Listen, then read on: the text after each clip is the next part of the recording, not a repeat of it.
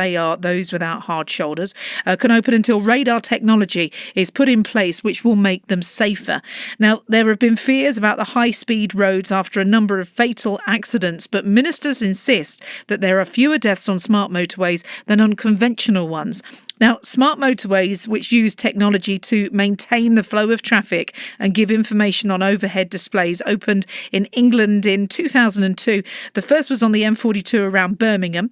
The all-lane running versions, which involve opening the hard shoulder permanently to drivers, they began in 2014. So how do you feel when you're on one? Because everybody's got an opinion on these smart motorways. Some love them, some not so much. How do you feel on them? 08081 009956. Let's have a chat to Ben French, who's from Cheslin Hay, who was hit by a lorry on the M6 earlier this year. Good morning to you, Ben.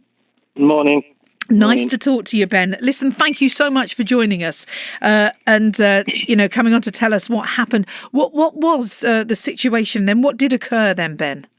Well, I was just on my way back from work, coming back from Preston, and I just all of a sudden I heard a mad, really horrible knocking sound in my van. I looked out my window, and my tyre was hanging off. Right. So then I started to get over, and then by the time I'd got over, it was basically completely off. And I come to a stop on the hard shoulder, which is not a hard shoulder, because I couldn't keep on going anywhere. And then I looked in my mirror, and two lorries went round me, and then I looked in my mirror again, and the third one just come absolutely flying into the back of me, and then another one behind that come flying into me as well. Oh, two lorries hit me. My days. So when this happened, bearing in mind you were on one of these smart motorways, yeah. What did you do? Okay, what did you instinctively do when you realised, right, I've got a problem here, I need to pull in? What was the process, Ben? I really don't know. I didn't know. I just kind of got over and come to a stop slowly, so at least gives people a chance to go around me. Yeah. And that was it. There was no. The problem with the M6s up there, apparently, they were running out of money, so those lay-bys that they meant to put in, apparently they were running out of money, so they just put them even further apart. Right, okay. And when this was going on, did you have your hazard lights on? Were people aware that you were in? Yeah, so they were aware you were in a situation. Yeah, I put my hazard lights on as I was getting across the lanes, and then as obviously when I stopped, but I just didn't have a chance.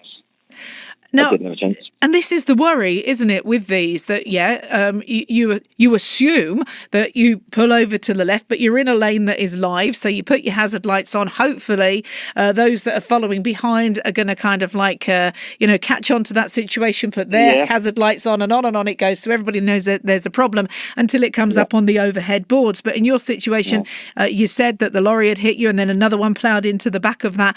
What was the damage to you then, Ben? My pelvis is broken in 5 places. My collarbone's fractured, and fractured ribs, punctured lung, broken nose. I'm missing the cartilage on the end of my nose. Not very good, really. Goodness gracious! So that wasn't just a close shave. This is life changing. What's your situation now? I can hobble around a bit. I've got a cane, so I've got a little bit of freedom. But I've just been stuck in the house for 2 months, staring at the walls. Right. So I've been told now I can put pressure on my leg. So I'm just hobbling around, really. Right. And is if we're looking toward the future, what is the outcome of this? Will you go on to make a full recovery, or? They reckon I will, but they reckon my things like my collarbone, it's always going to play up a bit, like in the cold weather and things like that. They reckon I'll make a full recovery, but not saying I won't have complications in the future. Yeah. And in your opinion, Ben, had you been, and I know we can't say this for sure because, we're looking at a scenario here. Had you been on a motorway where you could actually pull over into the hard shoulder, thus avoiding that lorry that was coming, do you think that the outcome would have been better? Oh, yeah, 100%. So as I stopped, I looked in my mirror, and I was like, Jesus Christ, she's really busy. And obviously I've got to get out on that. I've got to get out onto that carriageway. Yeah. And like I said, I didn't even have a chance to get out. If I took my seatbelt off, I would be dead. Goodness me. Goodness me. Because that's what we're told to do, isn't it? You pull over to the hard shoulder, you get out of the vehicle, you sit on the grass verge, and you put your hazard lights on and you wait for assistance to come, or you call somebody, but you do get out of the vehicle. But I get what you mean. If you're there and you're in a live lane, I guess your option is that you crawl over and get out of the passenger side door if you're going to do it. But what happens if you've got kids and everything in the back as well? That's going to be an extra worry, isn't it? Yeah, definitely. Well, I've always thought they were a bad idea, and then because obviously I drive up and down the country all the time, and then I'll get caught up in that, and it's like, oh my god. Yeah. So you've gone around thinking bad idea, and then you now know that as far as you're concerned, are you? How do you feel about them now? Are you? I mean, because we're discussing their safety now. What's your opinion?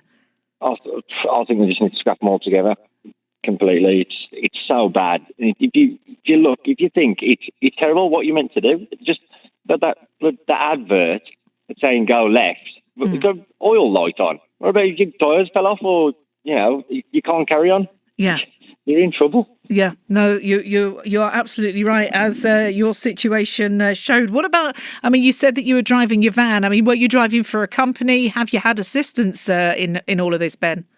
Yeah, my company have been absolutely golden with me. They really look after me. So I can't really go back to the role I was doing, but they're going to really look after me and just get me back doing whatever I can, really. Well, Ben, thank goodness you're here to tell the tale. And I know that your recovery is going to be a long one, but let's hope that it is complete. And thank you so much for coming on and talking to me today. Bless you. Keep us updated on how you're going. Now, the government says it's going to make smart motorways safer. In January, a coroner said that the roads present an ongoing risk of future deaths after 2 people were killed when a lorry ploughed into their vehicles while they were stationary. And this happened on the M1 in South Yorkshire. So let us, ask you, how safe do you feel on these smart motorways? And what would you do? Are you aware of what you'd do if a situation occurred? Let us know. 08081 009956. That's 08081 009956 and 81333 on the text. Start it with WM. We'll take some more calls after Dua Lipa, and we're good. I'm on an island, even when you're close. Can't take the silence. I'd rather be alone. I think it's pretty plain and simple. We gave it all we could. It's time I wave goodbye from the window. Let's end this like we shouldn't say we're good. We're not meant to be, that's never gonna change. So let's at least agree to go our separate ways. Not gonna judge you when you're with somebody else, long as you swear you won't be between I do it myself. Let's end it like we shouldn't say we're good. No need to hide it. Go get what you want. This won't be a burden if we both don't hold a grudge. I think it's pretty plain and simple. We gave it all we could. It's time I wave goodbye from the window. Let's end this like we shouldn't say we're good. We're not meant to be, that's never gonna change. So let's at least agree to go our separate ways. Not gonna judge you when you're with somebody else, long as you swear you won't be between I do it myself. Let's end it like we shouldn't say we're good. How you're holding this against me like I knew you would. I'm trying my best to make this easy, so don't give me that look. Just say we're good. We're not meant to be, that's never gonna change. So let's at least agree to go our separate ways. Not gonna judge you when you're with somebody else, long as you swear you won't be between I do it myself.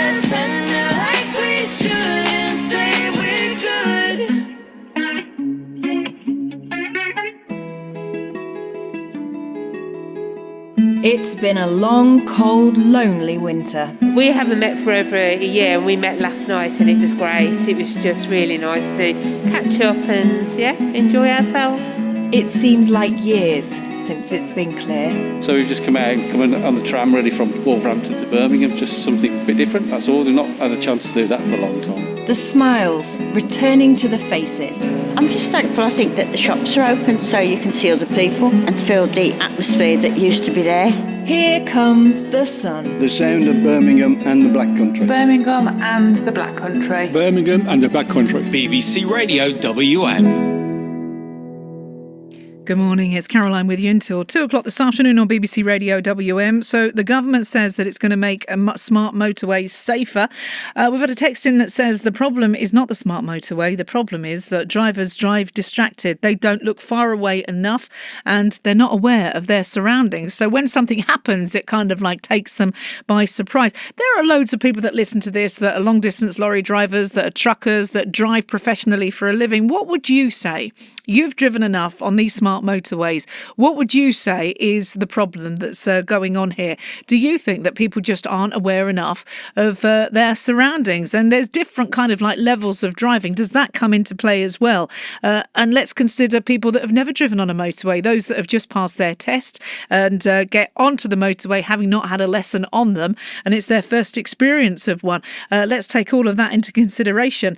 Now, we know we're talking about this today because the government says that they're trying to make these smart motorways safer. And as I said, in January, a coroner said that the roads present an ongoing risk of future deaths after 2 people were killed when a lorry ploughed into their vehicles while they were actually stationary on the M1 in South Yorkshire. Now, one of the men who sadly died was Jason Mercer, and his wife Claire has now launched the campaign Smart Motorways Kill. And Claire is on the line now. Good morning to you, Claire. Hello. Thank you for joining us today, Claire. Now, so sorry to hear about what happened to Jason. Can you take us back to that day, Claire? Yeah, it was a Friday morning, and we always had breakfast in a well-known coffee shop on Friday mornings. So we were breakfasting together at 8 o'clock. He got up to go, kissed me goodbye, told me he loved me. And apparently he was gone. He was dead 15 minutes later, but it took hours for that to be confirmed to me. He'd got on the motorway in Rotherham, and he'd got as far as Meadowhall near Sheffield, when he had a minor bump with another motorist. Excuse me. They were at a sign that said no hard shoulder for 4 miles. They couldn't see the nearest refuge area because it was a mile out of sight. They couldn't get their vehicles out of the live running lane because of the crash barrier, and they themselves couldn't get over the crash barrier because there was a 30-foot drop onto a slip road below. So they had no chance. And the technology that would have spotted just a couple of stopped cars is not fitted on 85% of roads, including that one. The CCTV didn't pick them up because, as we now know, as was forced to admit by Highways England in their inquest, the control room operators are doing so many other tasks that they only occasionally get to glance at the camera screens, and that's a direct quote from Highways England. So they weren't picked up while they were alive, and the lane wasn't closed. And then a lorry ploughed into them. They weren't in their vehicles, so they didn't stand a chance against a HGV. So they were killed instantly. But even when they were dead and obstructing the whole motorway, all 4 lanes, even then the technology didn't pick them up. And the road still wasn't closed for another 6 minutes. It relied on the members of the public phoning in and saying, for the love of God, close the motorway. And so it didn't protect them when they were alive, and it didn't even protect them once they were already dead. That is absolutely heartbreaking to hear. So, I mean, anybody that drives on these motorways, you assume, I think, that somebody is watching them continually. And the minute that something happens, that something occurs, that, you know, the boards will alert you to this and alert the traffic that there is a situation ahead, that lane is shut. But you're saying that from what you understand, that they are not kind of like watched continually because they've got a load of other things to do and a load of other roads to look at as well. Well, it's not understand. It was admitted It's under admitted, oath. yeah. An inquest is a coroner's court, and a coroner is a judge, and it was under oath, and that's the only reason they actually eventually admitted. Because up to that point, in the press and things like that, Highways England have been making out that you are constantly monitored. They say they've been wording it very carefully. It's total coverage. Yes, it's total coverage. Every square inch is viewable on a camera. But there's not someone always watching that camera. In fact, they're only occasionally watching that camera. Given all that you've told us, how on earth do you even begin to come to terms with something like this, Claire? In the first instance, medication. I couldn't stop physically shaking for weeks. I just could not stop shaking. And that does bad things to your body, your mind. It just exhausts you. And so after a few weeks, they put me on medication to stop the physical reaction in my body. And then just very, very slowly, I just kept hearing this term, smart motorway. And I looked it up. And I couldn't believe I'd never even heard of one. And I looked, and there was people that have known about these problems for years, and they've been shouting as loud as they could. But no one's listening. So unfortunately, it was pointed out to me that I was now a very well-placed figurehead for a campaign. People would take notice because I've actually had it happen to me and my family. And I started shouting and people started listening. And it's deflection. It is deflection. I don't accept that Jason's dead. We're nearly 2 years down the line. And it still doesn't feel like a week since I've seen him. And I'm not grieving properly. I'm putting it all into the campaign. So Lord alone knows what's going to happen when we win the campaign. You must have had, you said you started shouting and people started listening. So what are some of the things that you're hearing from those that are shouting? What are their thoughts on these? Obviously, people are going to have absolute sympathy for what you've gone through. But, for your everyday person that's travelling down these motorways, what are they saying they feel when they're travelling down them? Now is absolute terror. We get so many people that say, I just won't use them. They're not easing congestion. They're filling up the A roads. Because if these people have the choice, they're using the A roads. We get grandparents saying, I can't see my grandkids, even before lockdown. I can't see my grandkids because the only way to get there is the motorway, and I am not going on the motorway. Now, I can't go on a motorway anymore. I had to go to Leeds recently, and I had to get someone to take me by the A roads. Right. And it has such a massive impact.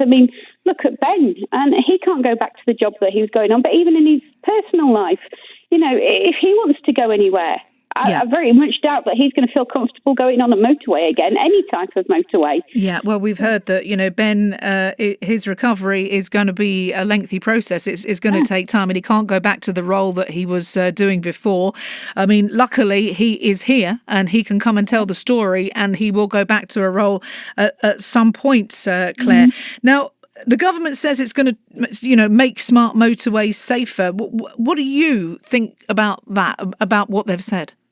Well, what they've said that they're going to do to make them safer is just a whitewash. They were made to promise that in 2016. There is televised debate in 2016 of them saying that they will retrofit SVD to all existing smart motorways and it will be in place on new ones in 2016. And now they're saying it again in 2022. 2021, sorry.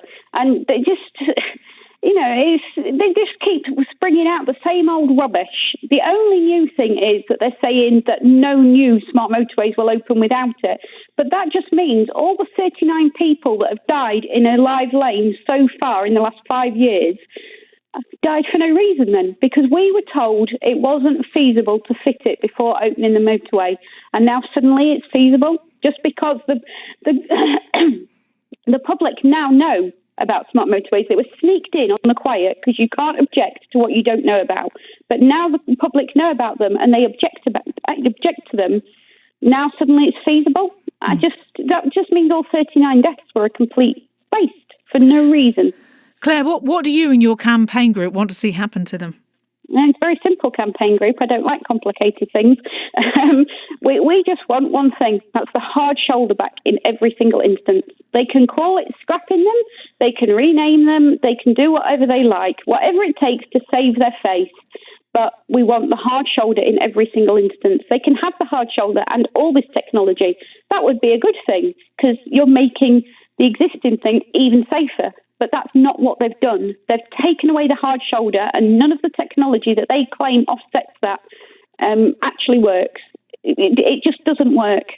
And at first they let people think that, it's just bad drivers, and people do. And at first, in the beginning of the campaign, we got comments, it's not smart motorways that kill, it's bad drivers. It's not. How do you stop somebody else hitting you? How do you, as a good driver, stop your vehicle breaking down? Ben mentioned it and somebody else mentioned it. Lorries. You can't see round lorries. It's been time and time again where it's been a vehicle stopped in front of a lorry and then a lorry from behind has been involved as well. You just can't see round the number of lorries on a motorway. Well, we are getting messages that are coming through now. Claire, if anybody wants to find out more about your campaign, where can they find it? Well, we're called Smart Motorways Kill, and we've got Facebook, Twitter, even Instagram, and a website all called that. Claire, I thank you very much for coming on and talking to me today. So I can see there's, a lot of interest that are coming through on the text at the minute. So as she said, the campaign group, Smart Motorways Kill, you can